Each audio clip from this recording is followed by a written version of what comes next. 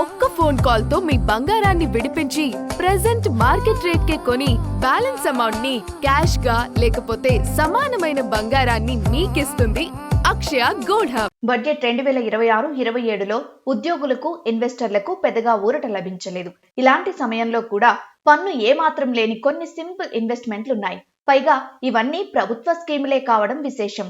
అవే PPF, Sukanya Samriddhi Yojana, EPF. వీటిలో పెట్టుబడులు EEE వర్గంలోకి వస్తాయి.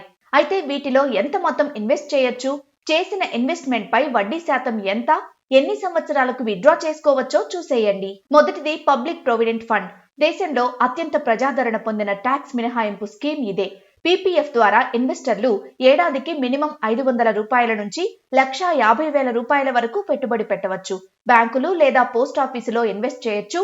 పీపీఎఫ్ పెట్టుబడులపై 15 ఏళ్ల లాక్ ఇన్ పీరియడ్, 5 ఏళ్లకోసారి పార్షియల్ విత్డ్రా చేసుకునే అవకాశం ఉంది. ప్రస్తుతం పీపీఎఫ్ పెట్టుబడిపై 7.1% వడ్డీ రేటు ఇస్తున్నారు. దీంట్లో లోన్ ఫెసిలిటీ ఆప్షన్ కూడా ఉంటుంది. రెండోది సుకన్య సమృద్ధి యోజన. ఆడపిల్లల భవిష్యత్తు కోసం కేంద్రం ఈ పథకాన్ని ప్రారంభించింది. దీని కింద 10 ఏళ్ల కంటే తక్కువ వయసున్న ఆడపిల్లల తల్లిదండ్రులు వారి విద్య, వివాహం కోసం పొదుపు చేసుకోవచ్చు. ఇందులో ఏడాదికి కనీసం 250 రూపాయల నుంచి గరిష్టంగా 1,50,000 రూపాయల వరకు పెట్టుబడి పెట్టవచ్చు. వీటిపై ప్రస్తుతం 8.2 వార్షిక వడ్డీ ఇస్తున్నారు. అమ్మాయిలకు 18 ఏళ్లు నిండిన తర్వాత పెట్టుబడిలో 50% విత్డ్రా చేసుకోవచ్చు. ఈ స్కీములోని పెట్టుబడులు, వడ్డీ, విత్డ్రాలపై ఎలాంటి ట్యాక్స్ ఉండదు. మూడో పథకం ఈపీఎఫ్ అంటే ఎంప్లాయీస్ ప్రొవిడెంట్ ఫండ్. ఈ ఈపీఎఫ్ పెట్టుబడి కూడా ఈఈఈ కేటగిరీ కిందకు వస్తుంది. భారత్లో 20 కంటే ఎక్కువ మంది ఉద్యోగులను మెయింటైన్ చేస్తున్న కంపెనీలన్నీ తమ ఉద్యోగుల కోసం ఈపీఎఫ్ ఖాతాను తెరవాలి.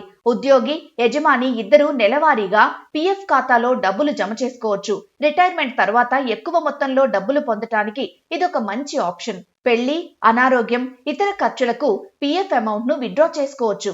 అలాగే ఈపీఎఫ్ లో మీరు అదనంగా పెట్టుబడి కూడా పెట్టుకోవచ్చు. పెన్షన్ కోసం దాచుకోవచ్చు. ఈ పెట్టుబడులపై 0 ట్యాక్స్ ఉంటుంది. మిగతా స్కీములతో పోలిస్తే ఇవన్నీ సేఫ్ ఇన్వెస్ట్మెంట్లుగా చెబుతుంటారు. ఎందుకంటే వీటన్నింటినీ ప్రభుత్వం లేదా ప్రభుత్వ ఆధీనంలోని సంస్థలు నిర్వహిస్తాయి.